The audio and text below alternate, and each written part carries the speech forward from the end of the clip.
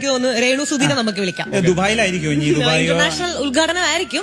നോക്കാം, വിളിച്ചു നോക്കാം. ബിൻസിയുടെ ഫോണിൽ നിന്ന് വിളിച്ചിട്ട് ചാച്ചൻ സംസാരിക്കണം എന്ന് പറയാം. ചേച്ചി 1 മിനിറ്റ് ഒന്ന് സംസാരിക്കാമോ? ഞാനേ ചാച്ചന് കൊടുക്കാവേ, ചാച്ചൻ എന്തോ സംസാരിക്കാനുണ്ടെന്ന്. രേണു സുഖാണോ? ഇവിടെ ഞാൻ വിളിച്ച എനിക്കൊരു സൗണ്ട് ഒരു പ്രശ്നമായി. ജലദോഷം ഇപ്പം ഇത് വന്നിട്ട് ചെയ്തിട്ടില്ലേ, അതൊന്നും മനസ്സിലാക്കി. സൗണ്ടിനൊരു പ്രശ്നമുണ്ട്. ഞാൻ വിളിച്ചത് മോളെ ഒരു ഓട്ടോ, ചാച്ചന്റെ ഒരു പുതിയ ഓട്ടോ എല്ലാരും കൂടെ ഏറി കയറ്റി പുതിയൊരു ഓട്ടോയും കൂടെ വാങ്ങിക്കാൻ പറ്റി. അപ്പൊ അതിന് താങ്ക് യു സോ മച്ച്. അപ്പൊ മോളോ ഒന്ന് എന്റെ മൈൻഡിൽ അതാണ്, മോളും വന്നതൊന്ന് വന്ന് മറിച്ചിട്ടാൽ നമുക്ക് നെക്സ്റ്റ് വീക്ക് 2024 അന്ന് നമുക്ക് തുടങ്ങാം. ഓക്കെ. മസ്താനി മോളും കൂടെയാണ് അത് ഉദ്ഘാടനം.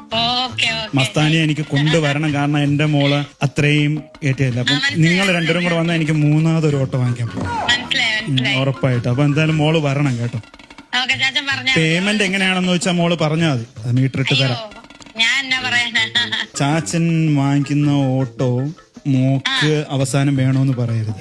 അവസ്ഥ ഇപ്പൊ അങ്ങനെയാണല്ലോ കാലങ്ങൾ പൊയ്ക്കൊണ്ടിരിക്കുന്നത്. ഇപ്പൊ ഞാൻ എത്രയോ പേര് ബിൻസിയുടെ പേര് പറഞ്ഞു, എന്റെ ഓട്ടോയിൽ മക്കളെ കയറി വരുന്നുണ്ട്, എന്നിട്ട് ലാസ്റ്റ് പൈസ തരാതെ ഒറ്റ ഓട്ടോ തുണിയും തലയിട്ട്, അങ്ങനെ എത്ര പേര്. അപ്പം ചാച്ചൻ പൈസ ഇല്ലാതെയാണ് വണ്ടി ഓടിച്ചോണ്ടിരിക്കുന്നത്. എന്നാലും ചാച്ചന് പ്രശ്നമില്ല. ഓക്കെ ഓക്കെ ഓക്കെ ശരി ശരി. ചേച്ചി